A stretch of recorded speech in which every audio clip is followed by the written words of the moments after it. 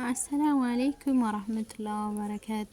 ውድና የተከበራችሁ ቻናሌ ቤተሰቦች እንዴት ናችሁ? ሰላም ናችሁ ወይ? በያላችሁበት ሰላማችሁ ይብዛልኝ። ዛሬ እንግዲህ በጥያቄያችሁ መሰረት ጥያቄያችሁን ለመመለስ መጥቻለሁ ማለት ነው። ያው በለቀኩት ቪዲዮ ላይ ባለፈው ስንት ብር ወሰደብሽ ያወጣሽው ወጪ ስንት ከፈሽ ያላችሁ ልጆች አላችሁና ኮሜንታችሁን አንብቤ ያለው ያበረታታችሁኝ ያላችሁ ጠንክሪ በርቺ ቀጥይበት ያላችሁኝ ያላችሁ ከልብ ነው የማመሰግነው። አሁንም ኮሜንት አስተያየታችሁን ጻፉልኝ፣ ጥያቄያችሁን እመልሳለሁኝ። በመጀመሪያ ደረጃ እኔ ያው የቤት ኪራይ አልከፍልም፣ ቤቴ ነው ያለሁት። ከቤት ኪራይ ውጭ ነው ማለት ነው የምነግራችሁ። አጠቃላይ የገዛሁትን ያመጣሁትን እቃ ከ4 ወር በፊት እንግዲህ ከረመዳን በፊት ነው 4 ወር ሆኖታል ማለት ነው ከተከፈተ። እና መጀመሪያ የምነግራችሁ የእቃ መደርደሪያ ነው። ይሄ የምታዩት የእቃ መደርደሪያ የእንጨት ነው። እንደ የጣውላው ዋጋውም ይለያያል ማለት ነው። በዝቅተኛ ዋጋ በሚባለውም በመካከለኛ በከፍተኛ ደግሞ መጨረሻ ዝቅተኛ ከፍተኛ የሚባል አለው ማለት ነው። እኔ መካከለኛውን ጣውላን የገዛሁት አጠቃላይ እስከተሰራው እስከ እጃቸው ወጪ 7000 ብር ወስዶብኛል ማለት ነው ጣውላው ብቻ። ከዛ ደግሞ ፍሪጅ ነው የሚቀጥለው፣ ፍሪጅ ነው ሁለተኛው። ፍሪጅ 44000 ብር ነው የተገዛው። ከኮምቦልቻ ነው የገዛሁት። እኔ ያለሁት ሀርቡ ነው። በአጠቃላይ ከነመንጫው 45000 ብር ይዟል ማለት ነው። በመቀጠል ደግሞ ዲጂታሏ ሚዛን ናት። ዘመናዊ ሚዛን የሚባለው ሀቀኛ የሚባለው ማለት ነው። እሱ 5500 ብር የተገዛው ሚዛኑ ማለት ነው። በመቀጠል ደግሞ እቃው የወጣበት በአጠቃላይ ያመጣሁት ወጪ በሰዓቱ ሩዝ፣ ምስር፣ ክክ እንደገና ደግሞ መኮሮኒ፣ ሱካር ምናምን እነዚህ ነገራቶች በ25 ኪሎ ነው ያመጣሁት ማለት ነው። መጀመሪያ ስከፍል ሁሉንም በ25 ኪሎ ነው ያመጣሁት። ብዙ አላመጣሁም፣ እያየሁት እጨምራለሁ በሚለው ማለት ነው። ከዛም ደግሞ ሁለተኛ ሶስተኛ ሳመጣ ያው እየጨመረ ያለኝን እየሸኩ ሲሄድ 50 ኪሎ ማምጣት ጀመርኩኝ ማለት ነው። አሁን እያመጣሁ ያለሁት 50 ኪሎ ነው። በፊት የጀመርኩት በ25 ኪሎ ነው። ሩዝ በ25 ኪሎ፣ ምስር በ25 ኪሎ እንደና ደግሞ መኮሮኒም እንደዛው በ25 ኪሎ ነበር ያመጣሁት ማለት ነው። አሁን እየሸኩት እየተጣራልኝ እያየሁት ገበያውን ሲሄድ ደግሞ ጭማሪ እያመጣሁኝ ነው ማለት ነው። በጥቅሉ መጀመሪያ ላይ እቃውን ያመጣሁበት ብር በአጠቃላይ 42000 ብር ፈጅቷል። ፍሪጅ 45000 ብር፣ እንደገና ደግሞ ሚዛን 5500 ብር። በአጠቃላይ ወጪ ስንት ሆነ? 100500 ብር ማለት ነው። መጀመሪያ የመጣው እቃ ይሄ ነው። ከቤት ኪራይ የለኝም። እዛው የምኖርበት አካባቢ የምኖርበት ሰፈር ስለሆነ ኩሽናዬን ለሁለት አድርጌ ከፍዬ ጣውላዎችን አሰራርቼ እዛ ነው ማለት ነው የምሰራው። የቤት ኪራይ የለኝም ከቤት ኪራይ ውጭ። እና ወዶች የምላችሁ ነገር ምንድነው ሰፋ አድርጎ ለመስራት ያው ትንሽ በዛ ያለ ብር ያስፈልጋል ማለት ነው። አነስ አድርጎ ለመስራት ደግሞ እንደ የምታመጡት እቃ ይወስነዋል ብሩ ማለት ነው። እኔ ለምሳሌ ያመጣው ብዙ እቃ የለኝም፣ ከሳቡና ጀምሮ እንደገና ደግሞ ጁሶች ምናምን ሰፈር ውስጥ ሰው የሚጠቀማቸውን ነገሮች ነው ያመጣሁት። በእርግጥ ብዙ የሚመጡ ነገሮች አሉ፣ ግን ያላመጣሁበት ምክንያት ደግሞ ሰው የማይፈልገው የማይጠይቁኝ ነገራቶች አላመጣሁም። እነዚህ ያመጣሁት ሰው የሚፈልጋቸውን ነገራቶች ብቻ ነው ማለት ነው። እናንተም በየአካባቢያችሁ ዝከፍቱ እንደየ አካባቢው ይለያያል። ብዙ ሰው ያለበት አካባቢ ብዙ እቃ ታመጣላችሁ። ብዙ እቃ የሚያስፈልጉ ነገራቶች ይኖራሉ። በተለይ ደግሞ አደግ ያለ ከተማ ሲሆን ሰው የሚፈልጓቸው ብዙ ነገሮች አሉ። የኔ ደግሞ ያው ትንሽ ዝቅተኛ ከተማ ያው ዝቅተኛ በጣም ዝቅተኛ የሚባል ከተማ ስለሆነ ያለሁት፣ በተለይ ደግሞ ትንሽ ወጣ ያለ ከከተማው ትንሽ ከአስፋልት ወጣ ያለ ስለሆነ እዛው ህዝቡ አካባቢ ሰው የሚፈልጋቸውን ነገራቶች ነው ያመጣሁት።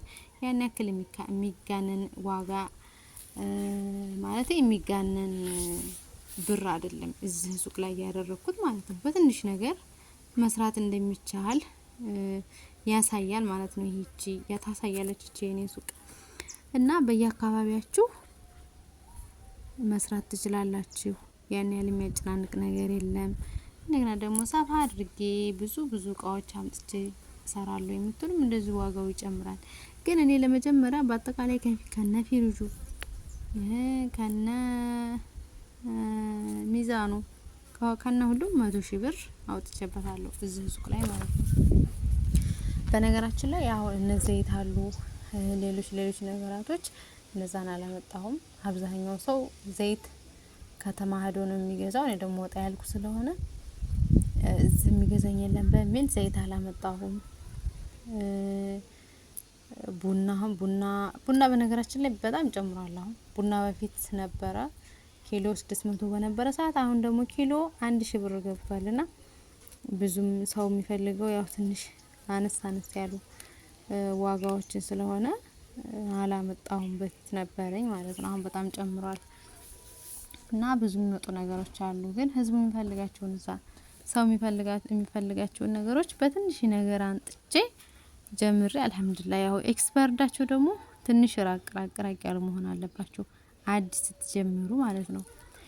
የማይበላሹ ነገራቶች አሉ፣ የሚበላሹ ነገሮች ደግሞ አሉ። እነዛን በደንብ ማየት አለባችሁ ስትጀምሩ ለመጀመሪያ ጊዜ እና ላችኋለሁ ውዶችዬ። ለሌላም ስራ በር ይከፍታል። ከትንሽ ወደ ትልቅ ነው የሚከደውና ግዴታ 500,000 ብር 600,000 ብር ወይም ደግሞ 1 ሚሊዮን ምናምን እንደዛ ነገር አትሰቡ። በትንሽ ነገር ባላችሁ ነገር በየአካባቢያችሁ መስራት የምትፈልጉትን ነገር መስራት ትችላላችሁ። ግዴታ አስፋልት ወጥታችሁ የቤት ኪራይ ተከራይታችሁ ኮንቲነር ተከራይታችሁ መሆን የለበትም። አስፋልት ዳር ከሆናችሁ ምሰየው የራሳችሁን በእንጨት ሰርታችሁ እንትን ማለት ትችላላችሁ። የኮንቲነር ዋጋ በነገራችን ላይ አሁን በጣም ጨምሯል ብሏል። ኢንሻአላህ የኔ ሱቅ ደግሞ አድጋ ለወደፊት ኮንቲነር ሰርቼ ሰፋ አረጋታለሁ ብዬ ተስፋ አረጋለሁ ማለት ነው። አሁን ያው የእንጨት ቤት ነው፣ ኮንቲነር አይደለም። ከኩሽናዬ ጋር አያይዤ ነው የምሰራበት ማለት ነው። ኢንሻአላህ ለወደፊት ደግሞ እሷ አላህ ምን ይቸግረዋል ሰፋ አርጌ በኮንቲነር አርጌ ምርጥ አርጌ አስፋፍቼ ወደ መከፋፈያ ቀይሬ እሰራለሁ ብዬ ተስፋ አረጋለሁ ማለት ነው። እና ተስፋ አትቁረጡ። ሁሉም እዚህ ሀገር ላይ ይኖራል። እኛን እንጂ የሚጨንቀን አብዛኞቻችን ከውጭ ሀገር የመጣን ልጆች ኢትዮጵያ ላይ ለመኖር ብዙ ነገር አይምጣጣልንምና መልሰን ወደ ስደት ከምንሄድ እስከ መቼ ሰው ሀገር እስከ መቼ ስደት ብለን ራሳችንን አሳምነን ሰው እንደ ቤቱ እንጂ እንደ ጎረቤቱ አይኖርም እንደሚባለው አባባል ያንን ይዘን ባለን ነገር አመስጋኝ ነን ሀምድ ብለን መኖር እንችላለን ማለት ነውና አታስቡ። ያን ያህል የሚያጨናንቅ ነገር የለም። ኢትዮጵያ ውስጥ ዘና ብለው እየኖሩ ነው አብዛኛው ሰው ማለት ነው። ውጭ ላሉት ብቻ ኑሮ ውድ ነው ምናምን ነገር ይባላል እና ውድ ሀገሬ ልጆች አብሽሩ፣ አትጨናነቁ። ባላችሁ ነገር ሰርታችሁ ተንቀሳቅሳችሁ መኖር ትችላላችሁ። ኑሮን ቢወደድም ከተሰራ ይገኛል ማለት ነው። ችግሩ ምንድነው? ያው አጣጥፎ ቁጭ ላለ ሰው በእርግጥ ኢትዮጵያ ይከብዳል። ግን ባለችን ነገር ደግሞ እየተንቀሳቀስን ከሆነ የኑሮ ውድነት አያሳስበንም እላችኋለሁ ውዶችዬ። በቀጣይ ደግሞ ያለውን ነገር ኮሜንት አድርጉልኝ፣ አሳውቃችኋለሁ። በደንብ ደግሞ አብራርቼ ግልጽ ያልሆነላችሁም ነገር ካለ ግልጽ አረግላችኋለሁ። አበረታቱኝ፣ ሰብስክራይብ አድርጉኝ፣ ሼር አድርጉልኝ ማለት ነው። ያው ለወደፊት ደግሞ ከዚህ ሰፋ ያለ ነገር ኢንሻአላህ ሰራለሁ።